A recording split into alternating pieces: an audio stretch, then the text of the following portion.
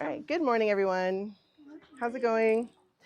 Um, so my name is Megan Sellers. I don't know if I've met most of you, but I just want to say I'm a certified integrated bioenergetic restoration therapy practitioner. Super long name. Yeah, yeah, that's okay. IBRT is great.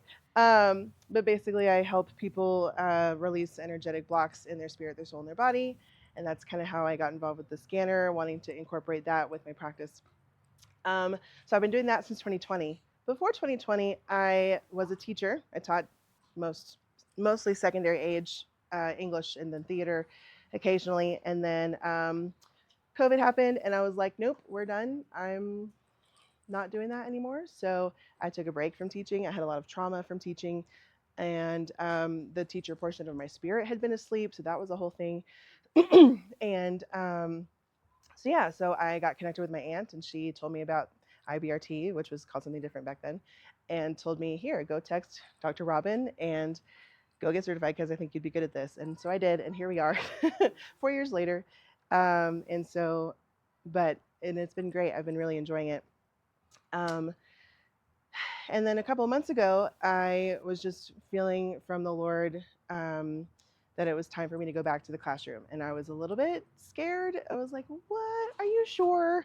Because last time, and he's like, no, you got this. Like we've healed a lot of things from you, and um, you're gonna be good. And so it's been okay so far.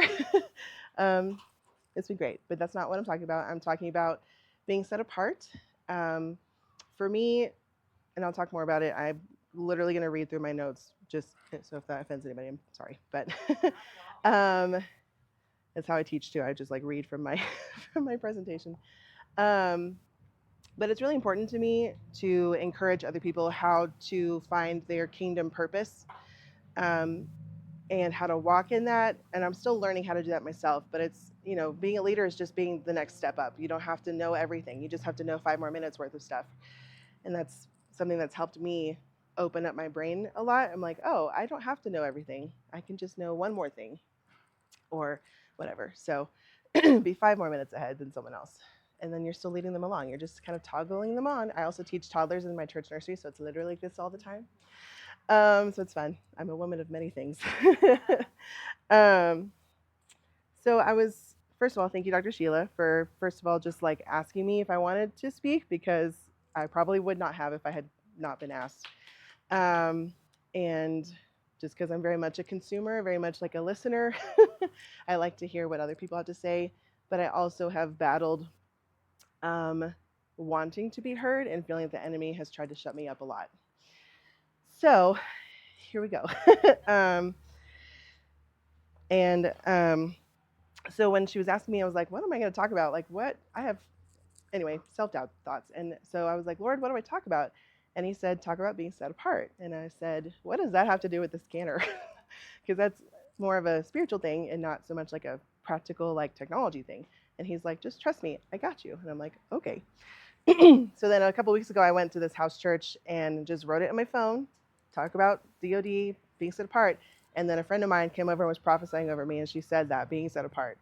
And I was like, okay, I guess that's what I'm writing about or talking about. Um, so yeah, it's great. So a little bit of, well, let me, what I first wrote was the scripture from 1 Peter 2:9 that says, but you are a chosen race, a royal priesthood, a holy nation, a people for his possession, so that you may proclaim the praises of the one who called you out of darkness and into his marvelous light. And energy is light, right? And light is energy. So that's fun. So just wanted to put that out there. So I've noticed in my life, just in various seasons, different circles of people I end up with, I tend to be kind of the odd one out. I tend to be kind of the set apart one. Is anyone in their 30s in here? Okay, so I'm 33. I'm 33. Is anyone younger than 33? Okay, I was gonna say I might be the youngest one. um, but I tend to, at least in these circles, tend to be the youngest of the group, which is great. I tend to be the only single person. I tend to be the only Christian. And I tend to be the only person not celebrating Halloween. Like all of these different things, just tend to be the person not doing something.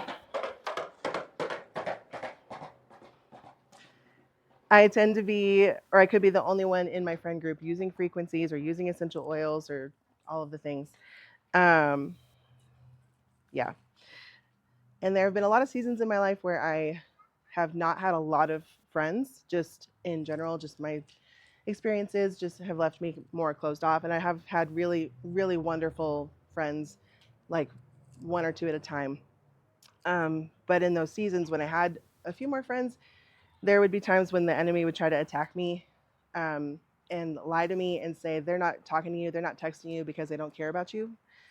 But that's a lie. And he would try to attack me when I'm lonely, um, and say that I'm not worthy of anyone's time or effort, that I'm unworthy of being heard.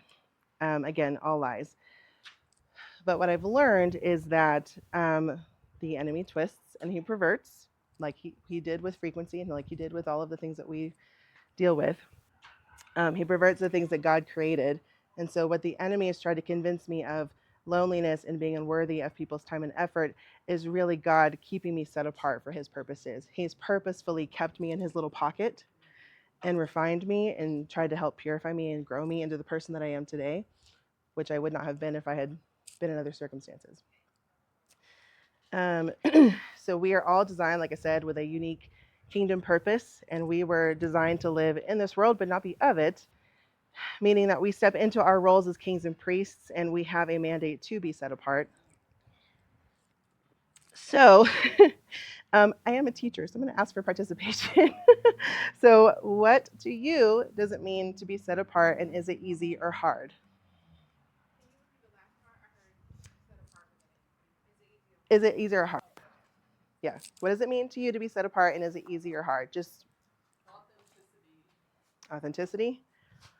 Just in a group, whatever. Oh, okay. I was going to say it. It means to be what it means to be set apart is to be sorted Mm-hmm. by purpose. Mm-hmm. Is kind of how I look at it. Like this one's going to be this, and their season may come later, but right now they're not necessarily sorted for the task. Now, is it easy or hard? Depends on me. It just is. If I interpret it as hard, I'm going to feel like it's hard. If Sure. I'm interpreting my set apartness in his grace, it's really easy. Mm-hmm. Like all those things. So my mindset is what makes it easy or hard. Sure. She has one. I'll say we really have to be in tune with who we are in our own inner healing to understand, even to remove the veil of even what our purpose is, to be set apart, because you can't be set apart if you don't know who you are.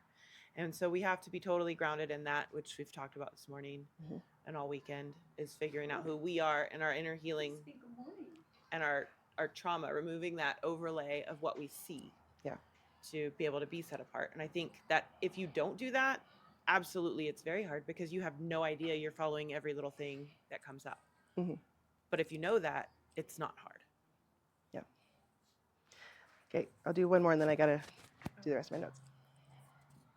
So for me, I would say I'm a believer as well in both the Old Testament and the New Testament. And so for me, it means keeping Torah, the law that the Most High gave, and they're just being in the world, but not of it. So I will say you're also not the only one who celebrates Halloween. You have 4 others who celebrate. So different things. Doesn't celebrate? Yeah. Who doesn't? I thought it You just doesn't. misspoke. I got you. Okay, doesn't. You are also not. Yeah, who doesn't? Yes, I don't. Thank you, thank you. We don't celebrate Halloween either, and so just different things that may be common, we don't do. So That's a great word, is common. I watched somebody on TikTok, of course I did because I'm 33, but she was saying that the opposite of holy is common. I was like, oh, that's different. Okay, so Merriam-Webster's defines it as to reserve to a particular use or to make noticeable or outstanding. So like you were saying, Chelsea, is your purpose. And then in scriptural context, it means that God chose us specifically for his glory and his purpose, and to be holy as he is holy, which means living a life that does not conform to the world's ways. So I want to talk about 3 different components of being set apart. The first is being a living sacrifice. We've talked a little bit about that, I think, today. Maybe not quite in those words, but a few months ago, I read this book called Keep the Blood Warm by Peter Lewis, I think was his last name, which is really a communion devotion book. But in the first few chapters, he talks about in great detail what it was like for the Old Testament priests to offer sacrifices for the people's sins. And he would talk about how the priests would have blood on their hands daily. Um, and the warmth of the blood was a constant reminder of the weight that it takes for the nation of Israel to be set apart, to keep it, and the blood was to help keep it from in the forefront of their minds. Like, it was a physical reminder of, this is a weighty, it's really important that we are holy like God is holy. But now that Jesus is here, he was the ultimate sacrifice, and we have the ability, not only the priests of the Old Testament, but everybody, we're able to walk set apart in our purpose as kings and priests. And so nowadays it's communion. That's one of the ways that we keep the blood warm, as well as making the conscious choice not to conform to the world. So how does that correlate with the scanner? You have the conscious choice to believe in your subconscious that the scanner works and can actually help you and help others. And if it's not programmed in your subconscious yet, you make the choice to believe in it enough to do mind sync and inner voice to get your subconscious to believe in it. You might have to sacrifice your time to actively push the buttons and to do the things, listening to, it's the habit stacking, right? Like, if you're driving in your car, listen to your inner voice. If you're brushing your teeth, do your mind sync, whatever. We might sacrifice time and money to come to events like this. I'm a teacher, so I took 3 days off of work. So see you later, students. Have fun with the sub. I'll be here. And I've really enjoyed it. So you might also sacrifice old habits. You have to dissociate yourself from the old, like you were saying, Sandy, was the programming, separating yourself, sacrificing your old habits. And maybe even your way of thinking, again, like you were saying. So just quickly, can someone shout out what are some other things you might sacrifice to be set apart? I'm just curious. Friendships. Friendship. What is it? Familiarity, friendships. They're having lots of fun back there. What was? Yeah, time and entertainment. Yeah, that's good. Where was I? Okay, so I think another way of seeing, or what did I write? I think another way of being a living sacrifice is also just modeling how you use the scanner. Especially if you're using social media, you're literally sharing. I think you're probably going to talk about this in a minute, but talking about how vulnerable you can be on social media. You are sharing yourself. You're sharing yourself with the world to see, and that's really uncomfortable sometimes. So you're sacrificing comfortability a lot. So, okay, so that's living sacrifice. The second thing I want to talk about is the refiner's fire. So we all know that in order for us to grow and mature, we have to go through the purification process. And I think it's the same thing as being set apart. The maturity, there's also being set apart through the maturing process and the refining process. Dan Duval has a book, Palm of the Devil, and he defines the refiner's fire as circumstances that lead to good fruit manifesting in our lives. And it proves authenticity and genuineness. Ooh, it is skate time at the park. So one example is Joseph. So his brothers sold him into slavery. He was wrongfully imprisoned for many years, but those hard years equipped him for what was to come. And I won't have to go into that because most of us know that story. And then these are all biblical examples, by the way. But King David had been anointed king as a teenager, but he didn't get on the throne for several years. He had to go through the refining process. Not the perfect person, but that's okay. He was a man after God's own heart. And then literally the 3 young men in Babylon literally put into the fiery furnace. So that's a great example of that. I'm sure most of us know that gold has to go through a lot, especially a lot of heat. And I think lots of other metals too, to burn away all the imperfections and impurities. So the refiner's fire does the same things, so that when we're walking in our assignments as kings and priests, we have immaculate character and we are much more equipped. And something you said last night was like, oh, I'm going to include this in my notes, was she had said that going through the hard stuff gave her authority in certain places, in certain areas. I think I'm going to skip down a little bit. If we want to share Solex with authority, we have to be willing to go through some hard things. I will ask, what are some ways that having set apart authority could be beneficial as QLAs? Just a question. I don't have an answer. But I would say going through a health crisis and coming out victorious. I mean, I would say going through a health crisis and having an AO scan testimony, having a story that helps the next person who's having something similar and seeing the cause and effect. yeah. Anyone else? Oh, I was just wondering, what are some ways having set apart authority could be beneficial for us as QLAs? So I think for me, because God set me up a time back to get myself out there when I started in that transition of pulling away from society, family, community, everything, it was because He needed me to hear the truth about Him.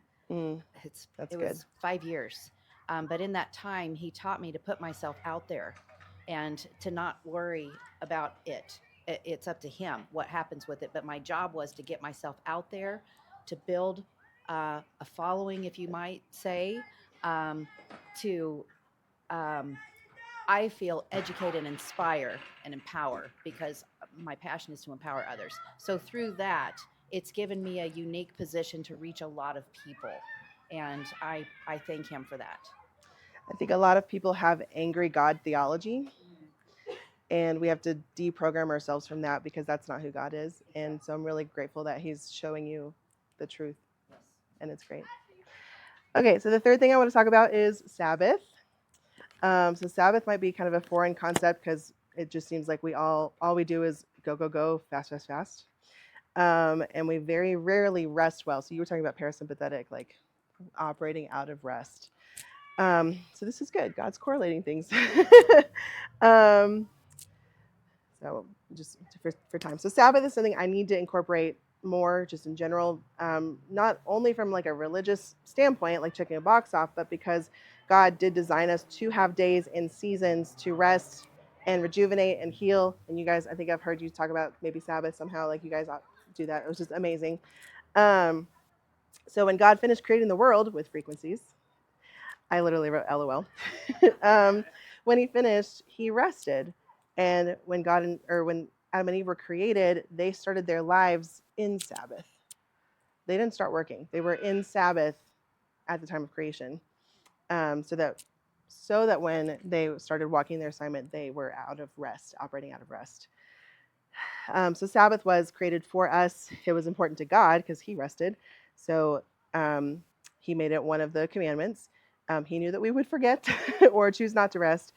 But not resting is a surefire way to burn out and quitting, excuses, all the things. So we have to rest.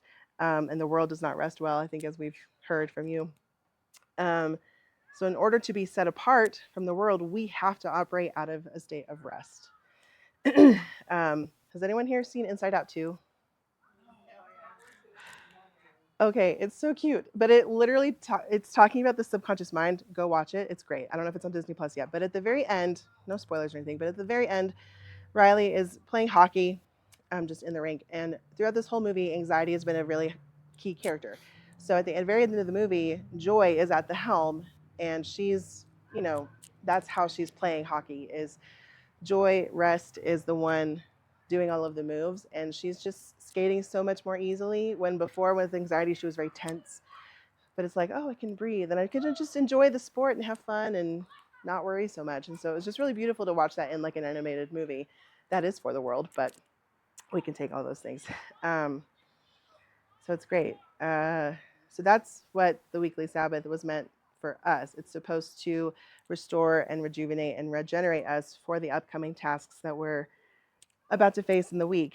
And so, like inner voice and Cephis, those can help us get into the Sabbath state. Sandy, you might talk about this later, but when we're in a Sabbath state, we're able to connect more to our spirit and our heart and share Solex in a way that is authentic. I think someone talked about authenticity being set apart. So there's no striving in your business when you operate in a place of rest. Yes. Do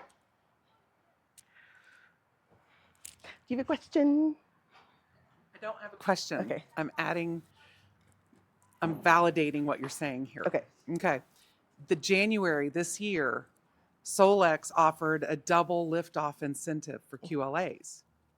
I was on vacation and the cutoff was during vacation. So I chose to spend some of my vacation working on enrollment, some leads I had. I probably invested about 40 hours in talking with them, following up, answering questions, looking over stuff. It was more than a handful of people, but I spent 40 hours. I was committed to getting 6 enrollments. I had great conversations. They liked it. They said they wanted it. Not one of them enrolled. And I was like, I am never giving up vacation again. And then I was sitting there going, I was supposed to be on vacation. And I got really frustrated with myself, but it was because I was supposed to be resting. And so I was coming out of a place of striving rather than rest and all that work. And it was just a big teacher. So the opportunity, what I gained from it was pretty phenomenal for me. And of course, the lesson is to come from that place of rest. I love what you said about how Adam and Eve started from rest. I thought that was great. Thank you. Can you repeat what you said? You get come out of a state of rest. Very last year. About connecting to your spirit and your heart. So I said, when you're in a Sabbath state, you're able to connect with your spirit and your heart and share Solex in a way that is authentic to who you are. There's no striving in your business when you operate in a place of rest. Solex is already groundbreaking, and there's not a company like it. So how much more so if all of our QLAs operated out of rest? And plus, when we Sabbath, it's our chance to really connect with God and get filled and be encouraged about who we are in Him, which helps us authentically show up in our businesses. And people are, like you were saying, they're resonating with that. They're attracted to authenticity. Again, just for time, I'm skipping down. So why is being set apart such a hard thing to do? Some just don't want to put in the work or the effort, because it is work and effort. Some don't want to go through the pain and suffering of the refiner's fire or being the living sacrifice. I think you said, like, your circle of friends and family might get smaller because they don't understand. Their mind is elsewhere. And then societal pressures, people thinking that you're weird. Yeah, that's fun. So you have to decide if the end result of being set apart is worth all of those things. And maybe at the end we can talk about some benefits. So now what? So if you're like me, you might have heard people say that frequency is woo-woo and weird. It's not real science. It's against God, yada, yada.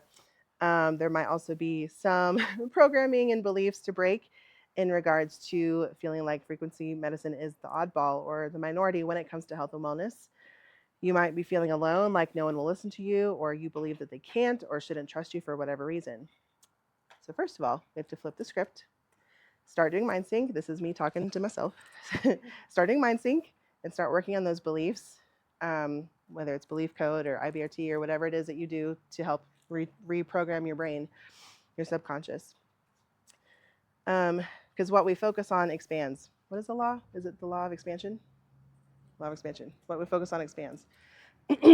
So we use the tools that we have in the scanner and the new things, the new amazing things, to retrain our brain to believe that we're not the minority, but that we're the majority. We're not the oddballs. We are the forerunners and the pioneers for new technological innovations. And we have the ability, like Sheila was saying, to empower others to help them find their kingdom purpose and help them be set apart too. And we're changing the world one scan at a time. So let's use the scanner to go higher. In Revelation 4:1, God invites us to come up here to go higher. And is that something that you desire? And is that something that, being a living sacrifice, going through the refiner's fire, choosing to rest, is that worth the effort? So just a couple of questions to end on, just for you to ponder. So in this world of network marketing, health and wellness, frequency, how are you individually set apart? And how can you serve others by being set apart? So thank you so much.